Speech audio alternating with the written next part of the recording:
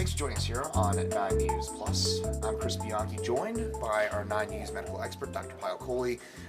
In light of the recent school shooting in Uvalde, Texas, I want to get into a little bit about some of the mental health issues that may be behind that and maybe potential looks at how this could be rectified moving forward. But first of all, something we were talking about right before we got on here is that the number one cause of death, and this is a recent phenomenon, I suppose, a horrible one, is that the number one cause of death for children from ages 1 to 19 is now gun violence. That is something relatively new, is that correct, Dr. Kohli? It's so alarming to see this, Chris, because we have been trying so hard in our kids to get them vaccinated, make sure they're protected against infectious disease, to get treatments for childhood cancer, and all of those pale in comparison to the number one preventable cause of death, which has now risen to the top, which is really this firearm violence. And that, what we've seen, comprises both of homicide as well as suicide, but largely homicide, actually. And so for the first time, it's the number one cause of death, more than motor vehicle accidents, more than infections or cancers or anything else. Not only that, we're seeing that the slope of that increase is really alarming and occurring at a rate that's much faster than what's occurring in the adult population with respect to homicides or firearm-related deaths. So to me, this is really a wake-up call for the medical community as well as parents everywhere to start to put their heads together and say, how can we start to prevent these firearm-related deaths? Now, with your expertise as a doctor, what are some of those things that can be put together? Is it an emphasis on mental health? Is that the main issue here? We talk a lot about mental health, but it's not all mental health, and that's what we really need to understand, because I think there is almost an unfair amount of burden placed on mental health as a cause of firearm-related deaths. Now, of course, mental health in and of itself needs to be addressed in our kids and adolescents, no doubt about that. But attributing it all to mental health is almost, in my mind, a little bit of a cop-out and missing some of the issues that include access, include teaching kids about safety, those types of things that we are just not doing a good enough job of, is protecting our kids in other ways, because not all firearm-related deaths are a result of mental health, and attributing it all to mental health, I think, is unfair. Question, when it comes to U.S., how do we, I know this is probably a difficult question to potentially rectify, but how do we rank in terms of mental health compared to other countries or other developed countries in the U.S.? It's a little hard to assess, because mental health is underdiagnosed in much of the developing world. So mental health conditions sometimes get missed because of physical health and because of lack of resources and what have you. So generally, we tend to have some of the higher incidences of mental health, but it may be an ascertainment bias in the sense that we're picking it up more because we have access to food and shelter and everything else, and so we're spending our time sort of diagnosing the mental health conditions. But when it comes to mass shootings, as you know, we're one of the top countries in the world. And when it comes to the fallout from the mass shootings, because we know that 28% of people who witness a mass shooting will develop PTSD. And I'm not just talking about witnessing it live, I'm talking about even what we do, which is consuming that information from the news, on television, hearing about it week after week after week. It does chip away at your mental health. And even in those people who may not have a previous history of mental health illness, they can develop problems, even anxiety, eating disorders, substance use, all of these types of problems as a result of these shootings that keep occurring. Is there an idea about how the communities themselves, so for example, Littleton after Columbine, Aurora after the 2012 theater shooting, is there an idea about how the communities themselves fare in terms of mental health after an event like this? As very high incidence of PTSD, depression, and substance use, but also very good resilience is what we've seen. And I think the resilience piece of it comes from what you just said, which is community as opposed to the individual. Because when you do have an individual who's struggling by themselves, you provide them with the resources, provide them with that support, you can really help them overcome some of that. Now, some of it could be waxing and waning. So once you have a mental health problem like PTSD, anxiety, depression, substance use, you can have periods when you get better and then periods when you get worse again. But those can be triggered by, additional things in the future. But again, for the most part, a lot of people do end up having issues, but do end up also bouncing back as a result of the community support and resources.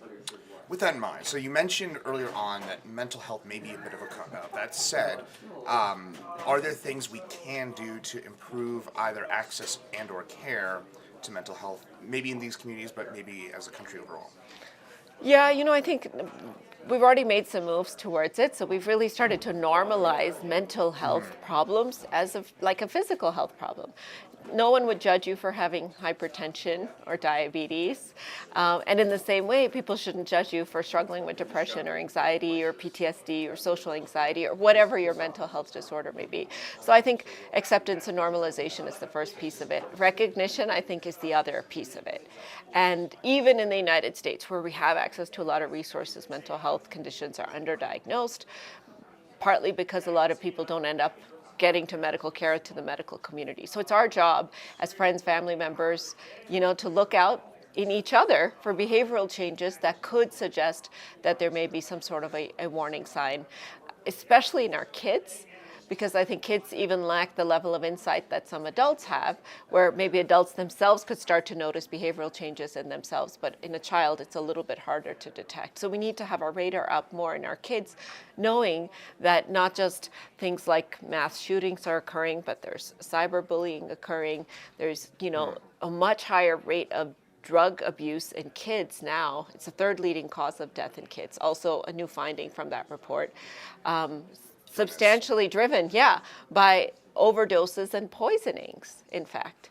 So knowing that our kids have more access to drugs, and our younger kids could be accidental poisonings, and in our older kids and adolescents, it could be that something is laced with something else, particularly fentanyl, for example, street drugs that are laced with fentanyl that can cause accidental overdoses or poisoning. So I think it's really a good idea to look in our home and make sure that it's safe, make sure that it's guarded, and then look at our child and say, what does your child need?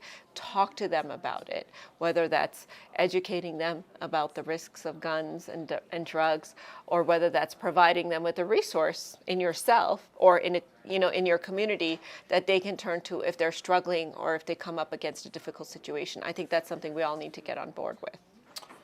I'm admittedly going to wade into some very tricky waters here, so bear with me and feel free to answer this as you may. Is there a specific profile of somebody who tends to carry something like this out, and or are there big alarm signs, something that we should look for again, keeping an eye on one another to make sure stuff like this doesn't happen? Yeah, it's kind of interesting. The data actually suggests that only about half of these mass shooters have a prior history of mental health disorders. So sometimes it does kind of come out of the blue, where somebody seemingly normal snaps and can do this. But again, I think at the end of the day, it goes back to if they don't have the means to carry it out, it may not happen. And so I, as a physician, as a person, and as an American, feel very strongly that even if you're blaming mental health for these mass shootings, which we don't really know that that's necessarily the cause, but it could be, because there are some characteristics of people that have mental health disorders that carry this out. But even if you're blaming mental health for these mass shootings, that's even more reason to restrict access to means by which a person with a mental health disorder could carry this out. So I think that gun control has really got to become a public health issue, and it's got to be something that we work on, not just from the government level, not just a political issue, are you left or are you right, but how do we protect our kids? How do we protect each other? How do we protect each other's mental health? And all roads kind of lead to Rome, which is that if you take away the means of doing this, you're probably going to make it a little bit safer. So there are characteristics in certain individuals, particularly if they're loners, they have loneliness, they have a history of substance abuse, they have a history of depression or anxiety, they have a history of childhood abuse. These are all certain characteristics that may make somebody higher risk for potentially carrying out something like this. But at the same time, there's no specific profile.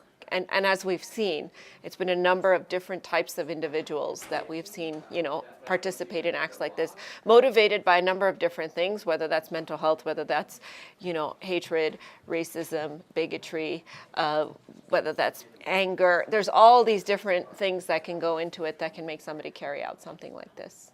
And to be clear, we are the only country in the world where this stuff, unfortunately, regularly happens, as we all know. So with that in mind, are there any kind of final thoughts on this topic about how to address some of these issues in our society? Well, I think the news about the kids really struck me because our kids are dying from guns as the number one cause, not cancer, not infectious disease, not any of the other things that our ancestors have fought for years to sort of find scientific cures for. So I think if that is the case, it's a preventable cause of death. And for no other reason, but just take it as a wake-up call and say, okay, I need to educate my children. We need to limit their access to firearms, whether that's access in your home or access in any other person's home that they may be going into. So be mindful of where they're going, what they're doing, who they're interacting with, and what their company is, and then open the door for them to really communicate and talk to you. You're not going to put the idea in their head, which is what a lot of parents worry about if they talk about drugs or guns or whatever with their kids. But in fact, the science has shown the opposite, that actually by educating them about it and being a resource for them, you actually have made it easier for them to come to you and talk to you about it, as opposed to the opposite, where you think you're protecting them by not talking to them about it. Interesting. I've heard that argument before. Yeah. But very interesting. I've always learned a lot, but a difficult but important topic of conversation. Dr. Payal Kohli, thanks so much for your time. Thank you, Chris.